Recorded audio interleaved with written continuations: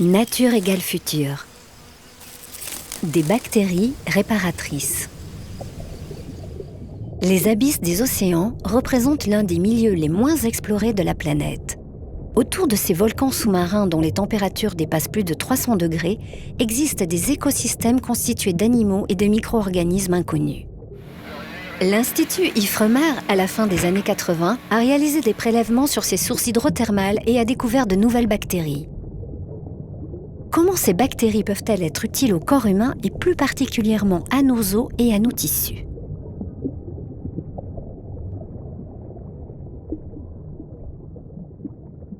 Nous avons isolé des bactéries qui pouvaient produire des polysaccharides. Ces bactéries sont de genre connu, mais sont totalement nouvelles. Donc mes collègues leur ont donné des noms un peu bizarres. Alteromonas infernus ou Vibrio diabolicus. Ces polysaccharides produits par les bactéries marines possèdent des propriétés physico-chimiques et biologiques que l'on retrouve dans les glycosaminoglycanes. Et ces glycosaminoglycanes, ce sont les polysaccharides de nos tissus. On les trouve dans notre peau, nos os, notre cartilage. Et ce sont vraiment des molécules importantes pour la physiologie du tissu. Au laboratoire, on les modifie pour avoir des molécules de plus petite taille, encore plus sulfatées, associées à des cellules humaines. Ces polysaccharides peuvent agir sur l'activité de la cellule. Ils peuvent soit favoriser une fonction ou l'inhiber. Ces molécules synthétisées par la nature offrent de nouvelles perspectives aux chercheurs spécialisés dans la reproduction de cartilage et de tissus osseux.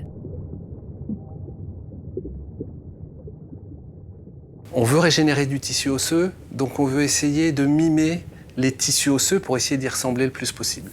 Que trouve-t-on dans un tissu osseux ? On trouve une partie minérale, dense, dure, et on trouve une partie organique plus molle, faite de tissu mou.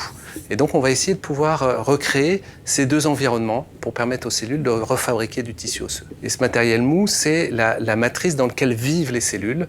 Et on va recréer cette matrice-là, qui en fait est un type d'hydrogel. On est fait à 98% d'hydrogel, d'eau, avec des macromolécules. Et c'est ce qu'on va essayer de reconstituer et de refaire comme le fait la nature pour que des cellules puissent à l'intérieur se développer, vivre, se multiplier et recréer leur environnement pour pouvoir régénérer du tissu. Nos hydrogels, depuis quelques années, sont à base de plantes qui ont été modifiées.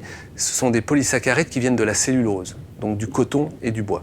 Quand on met des cellules dans ces hydrogels, en fait, les cellules restent vivantes, mais il ne se passe rien. Il n'y a pas d'interaction, mais de temps en temps, on a besoin de macromolécules plus spécifiques qui vont avoir une interaction chimique avec, par exemple, un facteur de croissance. D'où l'idée d'aller prendre des polysaccharides que Ifremer nous a proposés, qui miment des molécules sulfatées qu'on trouve dans notre organisme et qui ont des interactions très fortes avec des protéines qui jouent le rôle de facteurs de croissance, c'est-à-dire qui vont donner des ordres aux cellules pour aller dans telle ou telle direction et pour faire tel ou tel tissu.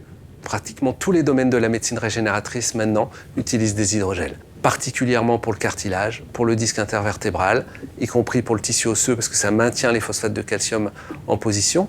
Mais on utilise des hydrogels aussi pour la régénération cardiaque, pour le pancréas artificiel, pour régénérer du foie, pour la peau, pour l'œil, parce qu'en fait, nous mimons la matrice extracellulaire, c'est-à-dire le milieu dans lequel vivent les cellules. Il faut essayer d'utiliser des hydrogels qui vont être le plus adaptés à la fonction et à l'organe. Les océans recèlent une biodiversité dont nous ne connaissons pas toutes les potentialités. En préservant encore mieux ces écosystèmes naturels, nous pourrons découvrir de nouvelles molécules pour la médecine de demain.